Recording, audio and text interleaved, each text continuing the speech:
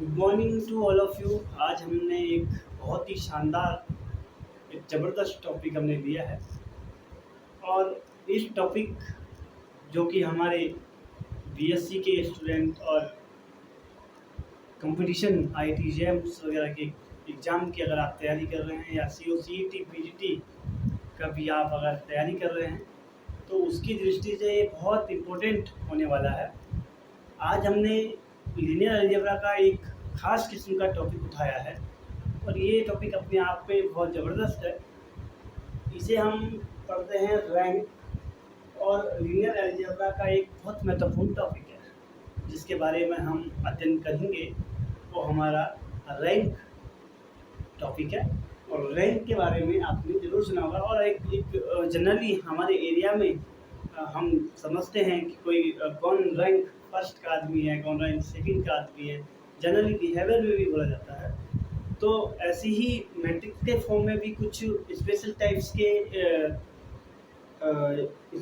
की मैट्रिक्स होती है, जो फुल रैंक मैट्रिक्स होती है, जो कि फर्स्ट ऑर्डर की मानी जाती है। मतलब फर्स्ट कोटि, प्रथम 3 कोटि माने जाते हैं। तो हमारे जनरली व्यक्ति जो हमारे दुनिया में जो व्यक्ति हैं, वो लगभग 3 प्रकार के व्यक्ति माने जाते हैं: प्रथम, द्वितीय और तृतीय। ऐसे हमारे पास रैंक का भी एक क्रम होता है। अगर कोई फुलफिल रैंक मैट्रिक्स हमें मिलती है, यानी वो मैट्रिक्स और मैट्रिक्स का एक स्पेस है, उस स्पेस में से एक बेहतर मैट्रिक्स है जिसका हमने बाय द वे उसकी रैंक यदि क्या जाती है, फुलफिल आ जाता है। तो आइए, और हम ज़्यादा समय वेस्ट ना करते हुए सीधा हम टॉपिक पे आते हैं। और बहुत ही ज़बरदस्त टॉपिक है, आप उसको आराम से देखिए और वीडियो को पूरी देखिए। इसमें आपको मज़ा आने वाला है, क्योंकि हम इसमें 3 मेथड से रैंक फाइंड करने वाले हैं। Number 1 normal method, number 2 echelon form of matrix, और तीसरा जो मेथड है वो माइनर मेथड से भी हम रैंक को कैसे हम फाइंड करते हैं, ये भी हमने देखना है। तो आइए, और अब हम स्टार्ट करते हैं अपना रैंक का topic. Okay, so look it here, rank. What is rank? First of, what is definition of rank? So it is interview question. Interview में इस क्वेश्चन को बहुत बार पूछा जाता है। तो नंबर 1 जो रैंक जो होता है, maximum numbers of independent row and columns. हम जानते हैं मैट्रिक्स का जो फॉर्मेशन होता है वो रैंक और वो रोज और वर्टिकल कॉलम्स के फॉर्म में होता है। हम जानते हैं रोज हमारे हॉरिजेंटल होते हैं, जैसे ये मैट्रिक्स मैंने लिखा है, तो ये जो हम दिखा रहे हैं, ये 1 2 2, ये हमारा क्या है जान सकते हैं आप, ये हमारा रोस हैं। और जो ये वर्टिकल खड़े हैं वो हमारे कॉलम हैं।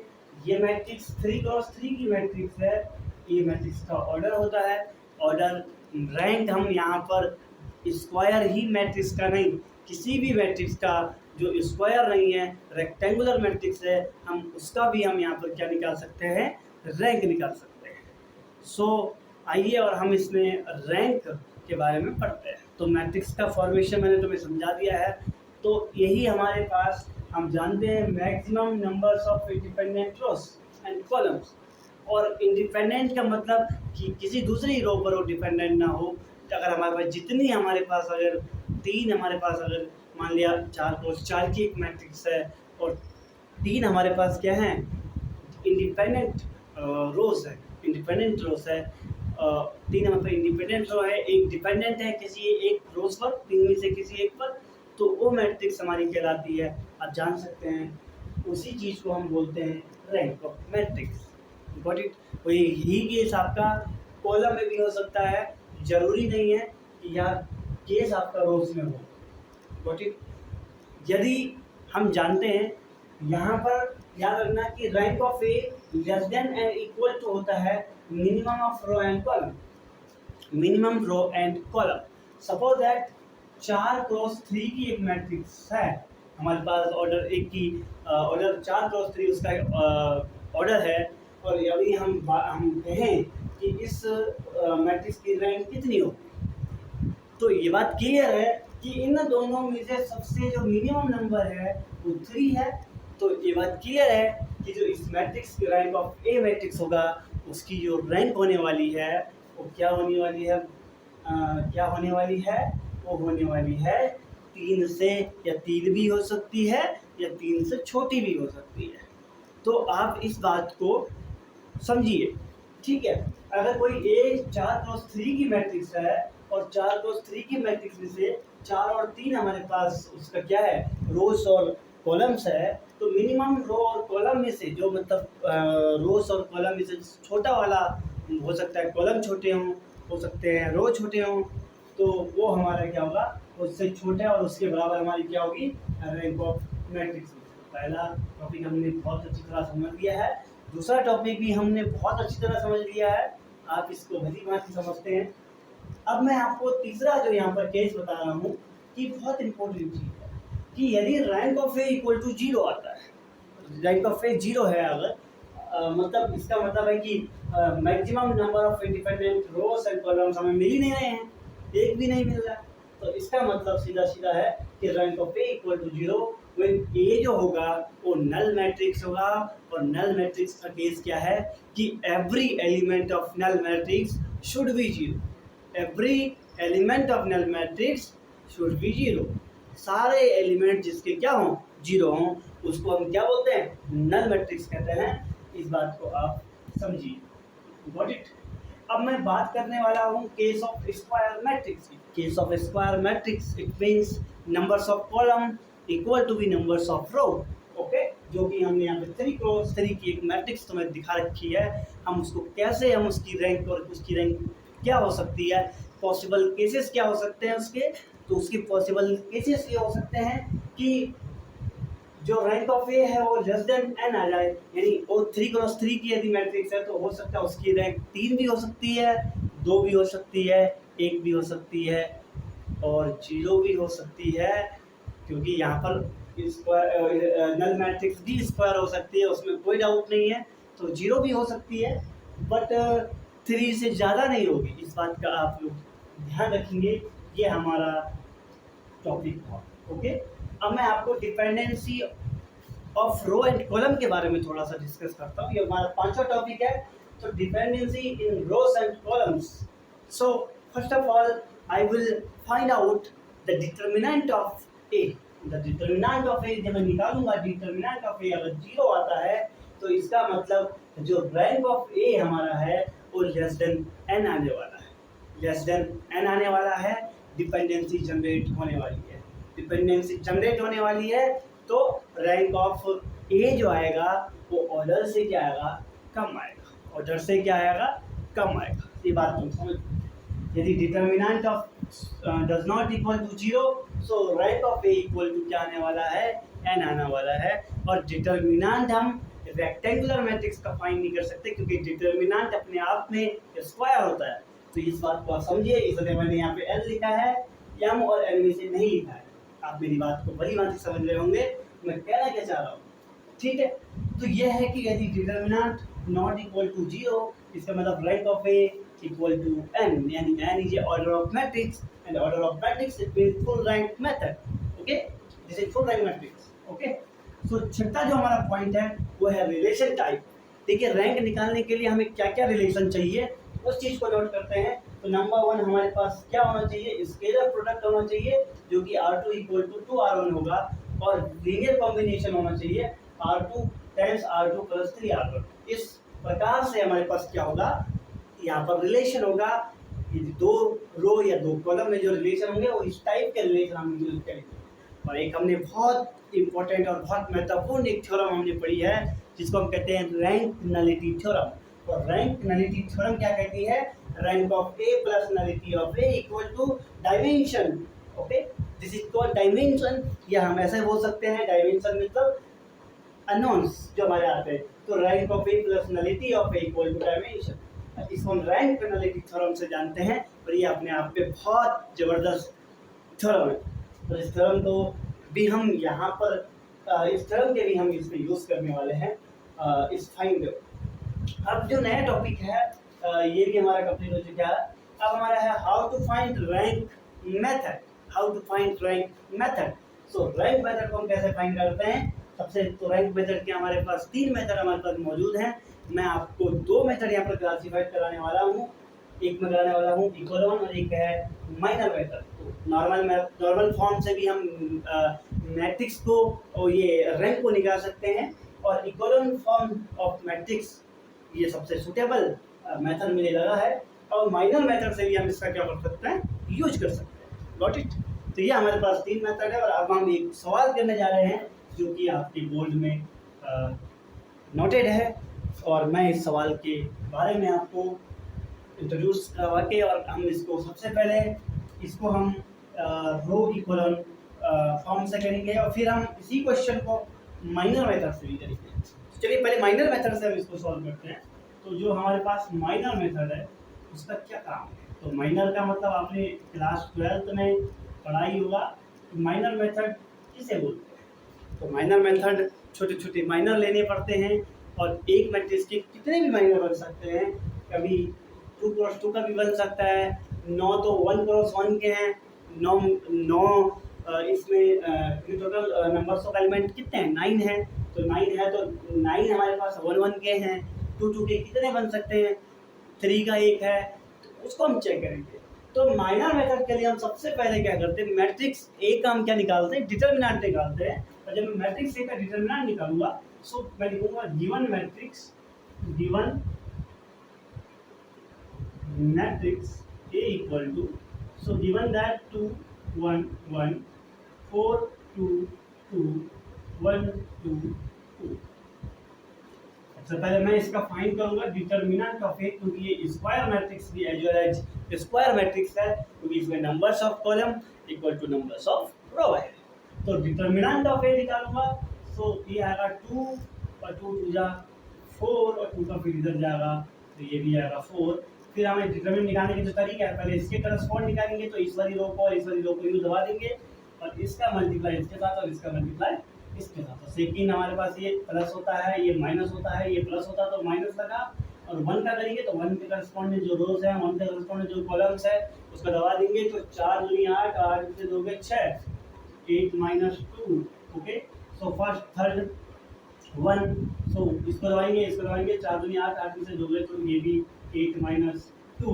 और अगर मैं इसको सॉल्व करूँ तो ये 4 में से 4 0 मल्टीप्लाई 2, और 0 एक ऐसा नंबर है उसके बारे में आप भली भांति जानते हैं, तो इसका जो आने वाला है 0। ओके, सो यदि डिटर्मिनेंट, इस बात को नोट रखना कि determinant of A equal to इसका 0 आने वाला है। अब मैं एक केस बता दूँ, if determinant of A equal to 0, this imply that rank of A is less than n। ये हमने यहाँ पर ये बताया था कि डिटर्मिनेंट अगर 0 आता है तो रैंक ऑफ ऑर्डर से कम होने वाला है। अब ऑर्डर से कम होगा तो हम क्या करेंगे, माइनर को ढूंढेंगे। अगर माना determinant A not equal to 0 आता तो हम सीधा सीधा साफ साफ और कह सकते, साफ शब्दों में कह सकते थे कि इसकी जो रैंक होगी वो n होगी, n मतलब ऑर्डर होगा। Got it. तो अब हमने माइनर पकड़ लिए, तो माइनर ही है, एक 3x3 का एक ही माइनर अपने आप में बनता है 3x3 मैट्रिक्स का। अब हम 2x2 का माइनर ढूंढेंगे, तो सबसे पहले हमें एक भी माइनर का डिटर्मिनेंट यदि नॉन जीरो आ जाता है तो उसकी रैंक 2 आने वाली है। अगर मैं 2x2 का माइनर ले रहा हूँ, नहीं तो 1 तो इसकी रैंक रहेगी, क्योंकि 1 इसमें 0 नहीं है। समझ में आया? 2 भी अपने आप पे है, 1x1 का अगर हम देखें तो उसको रहना वाला है, कोई दिक्कत। अब हम एक माइनर पकड़ लेते हैं, तो सबसे छोटा वाला मैंने 2 1 4 2 को पकड़ेंगे। 2 1 4 2 हमारे पास एक माइनर है, और इसका हम डिटर्मिनेंट निकालेंगे। 2 2 जा 4 -4 0 आने वाला है। इसका मतलब पहला हमने ये वाला माइनर निकाला। अब दूसरा हम अगर माइनर निकालेंगे तो 1 2 और 2 ये भी 0 आने वाला है। तो देख लीजिए 1 1 2 2, अगर मैं इसका भी डिटर्मिनेंट निकालूँ तो 2 - 2 0 आने वाला है। और तीसरा जो हमारे पास माइनर है वो है 4 - 2, और ये तो मैं लिखूंगा 4 2 और 1 2, यदि आपको दिख रहा है होगा। तो 4 2 जा 4 2 जा 8 और -2 इक्वल टू 6, और जो कि एक नॉन जीरो माइनर हमें मिल चुका है। अगर हमें एक भी नॉन जीरो माइनर मिल जाए, at least 1 minor of 2x2 is non zero, तो बिना कुछ झिझक के हम कह देंगे कि rank of A equal to two, rank of A equal to two आने वाला है। और यही है हमारा माइनर मेथड, और बहुत रोमांचक और बहुत मज़ेदार मेथड है अगर आप इसको समझ रहे होंगे। Got it? कोई दिक्कत है तो हमने क्लास 12th में हमने माइनर और वगैरह वगैरह सब पढ़ा हुआ है, तो ये अपने आप में बहुत शानदार एक टॉपिक है। ओके, सो अब मैं इसी प्रश्न को एक बार देख लीजिए, स्क्रीनशॉट ले लीजिए।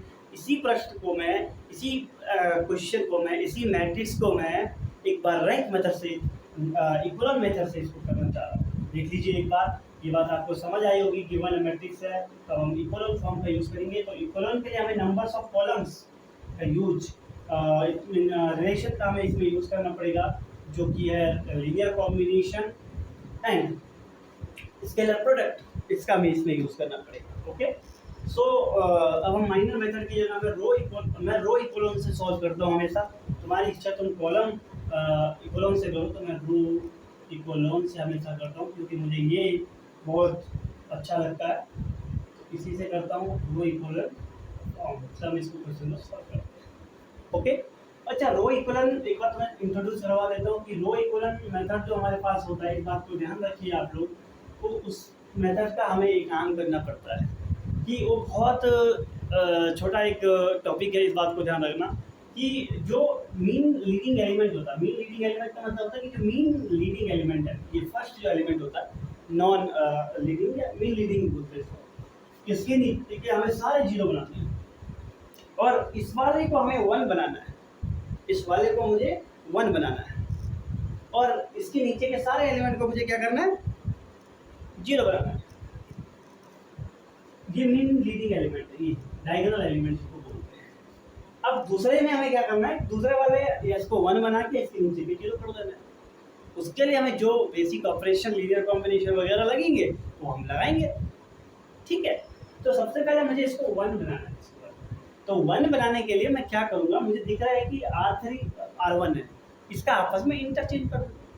यदि मैं R3 का इंटरचेंज कर देता, R3 इंटरचेंज R2, तो आपने प्रॉपर्टी पढ़ी होगी, फर्स्ट यही लगा रहा हूँ, आपने प्रॉपर्टी पढ़ी थी, साइन चेंज बाहर आ जाता है, वो अलग बात है, लेकिन हमें साइन को भी देखना नहीं पड़ता है। यहाँ पर देखना है 1 2 2, ओके, और 4 2 2 तो अपना रहेगा 2 1 1। ये हमने इसको इस तरीके से हमने इसको बना दिया। अब ये 1 बन गया, तो अब इसके नीचे के हमें 0 करने हैं।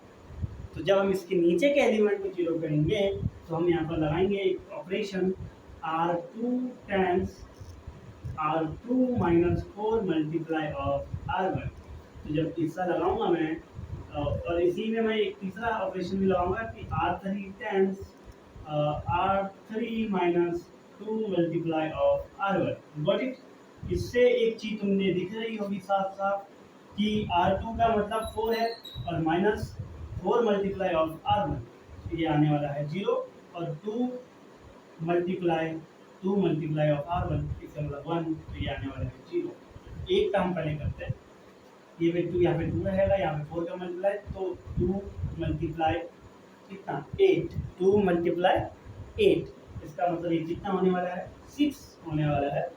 याद रखिए इस बात को। और 2 मल्टीप्लाई ऑफ सेम एक चीज़ है, तो यहाँ पे भी सॉरी, यहाँ पे तो सेम रहेगा 2, यहाँ पर ये -6 और ये भी -6 होगा। अगर मैं इसकी बात करूँ तो 1 - 4 तो -3, और 1 - 4 तो -4 आने वाला है। समझ गए? क्लियर हो गया?